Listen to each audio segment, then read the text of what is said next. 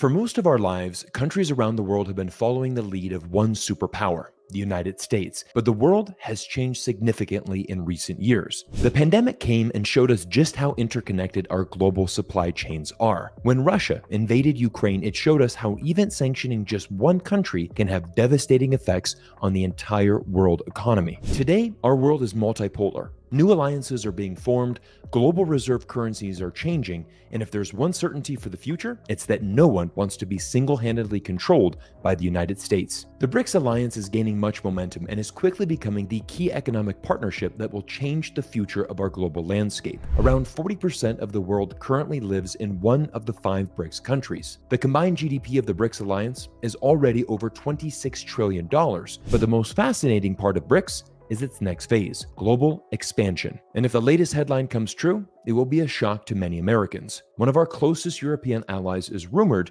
to become the first European country to join the BRICS alliance. French President Macron has expressed interest in attending the upcoming BRICS summit, which is scheduled to take place in Durban, South Africa in late August. But how did France get here? And will they actually become the first EU member to join BRICS? If you've been following the moves of the French government the past few months, there have been some interesting trends that certainly seem to indicate the French alliance with the United States may not be as strong as the White House would like. The first event came in March of this year when France settled an LNG gas trade with China by using Chinese yuan instead of the US dollar. It might not sound like a major deal, but it was the first time a European ally sidelined the dollar and chose China's currency for cross-border transactions. The deal wasn't small either, as France purchased 65,000 tons of LNG gas and recorded the first yuan-settled trade through the Shanghai Petroleum and Natural Gas Exchange. The next event from the French government sent shockwaves through the United States, when Macron personally visited Beijing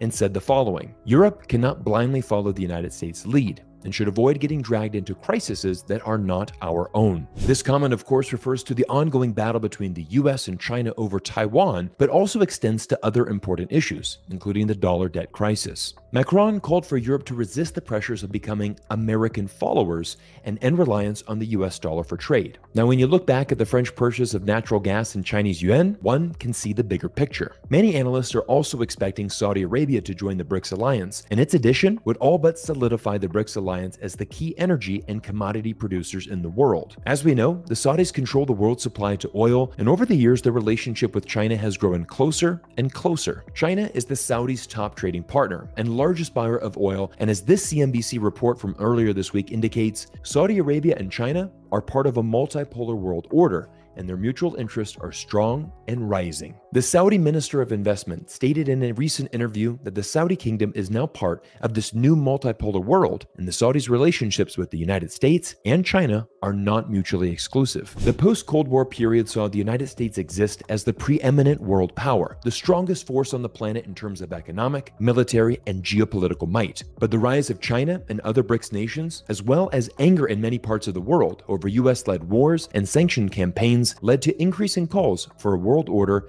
in which power was more widely distributed amongst different nations. This is where we are in 2023, and this is the future of our world. In fact, when the 15th BRICS Summit takes place this summer, the biggest question to be answered will be how many new countries will be allowed to join BRICS. According to Anil Sokol, South Africa's ambassador to BRICS, the organization has received requests from countries in Asia, Latin America, and Europe to join BRICS. Sokol went on to state, "We believe that cooperation is important, given the high level of interest from countries around the world. This shows that a large number of countries have faith and confidence in BRICS." In this Newsweek article entitled, "BRICS is evolving from China-Russia dream to potential US nightmare," we learn exactly why countries around the world are having this faith and confidence in BRICS. The main drivers are to do with an overall belief that the United States has become both unreliable and overbearing in its foreign policy. In recent weeks, the dominating storyline in the US was the debt ceiling and if the US government would default on its debt. Thankfully, Republicans and Democrats were able to reach an agreement to avoid this disaster, but in fact, they only pushed it back until 2025. Other issues that are causing countries around the world to lose this confidence is America's reliance on economic sanctions, punishing countries it doesn't agree with by taking them off the SWIFT banking system, and even using the G7 alliance as an economic gang to justify whatever actions the US government wants to do around the world. The last quote from this article is a hard pill for American politicians to swallow. Numerous global leaders from Africa, Latin America, Central Asia, and the Middle East, as well as China and Russia, have stopped believing in the United States as a responsible global leader. And according to Newsroom, there are now more than 30 countries who want to join BRICS. Just look at this map highlighting the current BRICS members in red. And remember, those countries already account for 40% of the world's population. But the new countries in orange could be a complete game changer for the BRICS alliance. Most notably are the Middle Eastern countries of Iran, Saudi Arabia, and the UAE. Mix in Kazakhstan, Egypt, and Algeria, and this new belt of countries through Africa and the Middle East will significantly increase the BRICS network's access to some of the world's most precious resources and minerals. But more on that in a minute. BRICS is also looking to add Indonesia, the world's fourth most populous country, as well as Argentina, another country who, like France, is doing more international transactions in Chinese yuan. Just last week, we saw Argentina renew its currency swap line with China and the amount it can access to near $10 billion. And here is what happens next. If accepted, the new proposed BRICS members would create an entity with a GDP 30% larger than that of the United States. It would contain over 50% of the world's population and be in control of 60% of the global gas reserves. And this is where the future battle between BRICS and the G7 will be exponentially important in the years to come. The US and its allies control the world's financial systems, but the BRICS nations control the commodities, oil, gas, lithium, and other resources that our global economy depends on. Whoever controls the essential minerals of the world controls the balance of power in the world. And this is why America was so dominant with the petrodollar. But times are changing, and this is where a market opportunity presents itself, and I'd like to share with you the sponsor of today's video, who is tied directly to North America's need for lithium and precious metals. The company is called Lithium Metals. Their stock ticker is LOMEF, and if you're an investor, please pay attention and watch what I'm about to share, as this company is addressing the direct need of lithium for the North American market. Through the Inflation Reduction Act, the US is now allocating large-scale financial support and incentives for EV vehicles and related infrastructure. Look at this chart, which highlights which minerals will be in the most demand for the future, and lithium will remain the most crucial element through 2040. But here is the remarkable stat that will show you just how far behind the United States is. Currently, there is only one active lithium mine in the entire United States. Meanwhile, China is responsible for over 60% of the global production of lithium. The US doesn't want to rely on China for the future of their lithium, and luckily for the US, one of the best regions to mine for lithium is just north of the border in Canada. Lithium Metals has an expanding portfolio of 12 lithium properties in Ontario and Quebec that are adjacent or in proximity to existing discoveries and deposits. Once again, the stock ticker is LOMEF, and let me tell you why I've personally added this company to my investing portfolio and why you should do your own due diligence and research more about this company. The most important part about mining is always location, and Lithium Metals has a great site in the James Bay region of Quebec that is one of Canada's fastest growing lithium districts. In addition, the company also has high priority lithium projects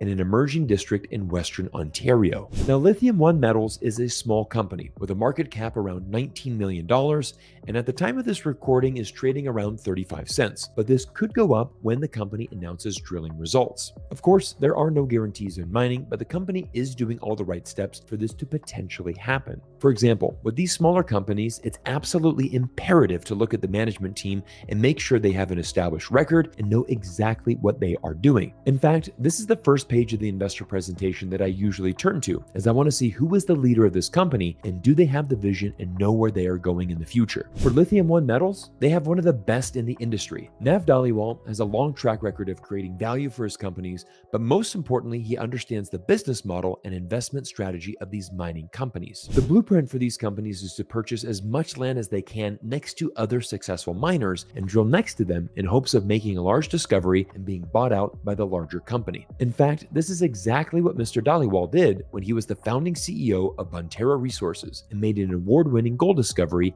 in Quebec. Mr. Dhaliwal took the company from a market cap of just $10 million to over $200 million. Of course, no results are guaranteed, but Lithium Metals has a successful president and CEO who has made large discoveries in this region before and has a successful track record of performance. Once again, let me highlight why the need for lithium is so high and why there is an opportunity in the market. If we look at this graph from Statista, we can see that the worldwide lithium demand from 2019 to 2030 is steadily increasing every year and forecasted to rise even further in the future. Just look at the minerals needed to make an EV car: copper, nickel, graphite, cobalt, and of course, lithium. Mining is going to be an important part of our world's future. As always, please do your own due diligence and research before investing in any company. And to help you with that, I'm going to include the investor deck, website, and stock ticker for Lithium One Metals down in the description below. Remember, the US only operates one active lithium mine, and BRICS has a firm control of the world's future resources. The US simply can't rely on the BRICS network or China for its lithium needs, and instead will turn to its friendly neighbor Canada, which in fact has the world's 6th largest lithium reserves and enjoys the classification of a strategic metal by the Canadian government. Everyone, do your own research, stay smart, and thank you for spending time with me here today on YouTube. I look forward to seeing you all in our next video soon.